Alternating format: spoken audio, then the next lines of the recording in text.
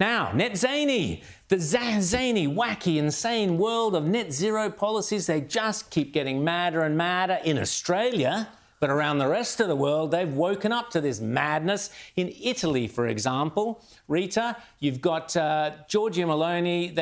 They've come out and they've said no more solar farms on productive Italian land. So they're saving the olive plantations, Rita. They're saving all that great Italian farmland. Yeah, well, Meloni says it's a threat to our food sovereignty. It is. Yes. It's a threat to our food sovereignty, but no one seems to be too concerned around these parts.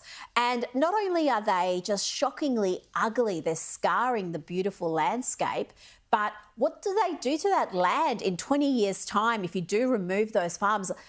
Is the soil now contaminated to such a point that you can't use it anymore? There's so many questions that need answering, and it's good to see Italy embracing common sense here. James? Well, I mean, I think this is something that the coalition should absolutely embrace. This is a coalition policy staring them in the face, and it's really simple. Peter Dutton should take this up and say, you know what? Look, food security is more important than ever for Australia. We're a net agricultural exporter. We want to stay that way. And the only way we can do that is if we do not basically use taxpayer subsidies to allow these big corporations that are all greenwashing themselves with these wind and solar projects to go and use what should be land for crops, for cattle, for sheep, whatever, for these massive renewable projects, which take prime agricultural land, of which there's not a lot on this arid continent, and turn it into tax credits for big corporations. Tax credits being the key term there.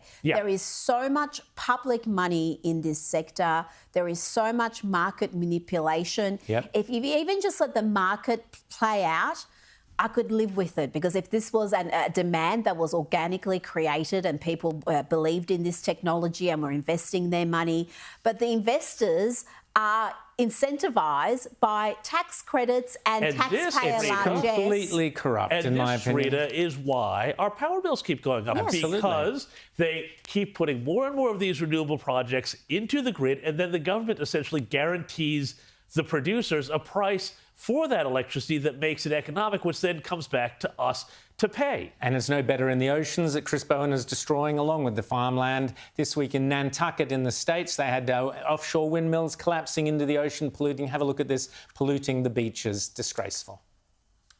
Each one of these blades is longer than a football field. And if they are snapping in half and sending shards of debris in all directions, that is extremely unsafe. People should really start asking themselves, what if there's a hurricane? What happens then? Do many blades break? What happens? And who's responsible for that? So they've actually had bits of blades and debris and other stuff washing up on these beaches in America. Now let's talk about, James, tell us about Oma Nutra. Oh, this is just an unbelievable story. This is a hostage who's been taken since October 7th by Hamas, by the Palestinians. Now, the Washington Post, that fine paragon of neutrality, had this tweet. Oma Nutra has been missing since the October 7th attack on Israel. Missing. Okay. Yeah. Then they go on. But when his parents speak publicly, they don't talk about Israel's assault on Gaza that has killed over 38,000 Palestinians, according to local officials. So this is what they're saying. And now they deleted this tweet, but this is shame on the Washington Post, because they said, oh, well, you know, if you're the parents of somebody who has been taken hostage by these Hamas savages, no, don't talk about that. Talk about the Palestinians. If that was my kid, I wouldn't give a damn about that. I would only want my kid back. Well, of course, and they only are being attacked this way because they spoke at the Republican National Convention. Absolutely.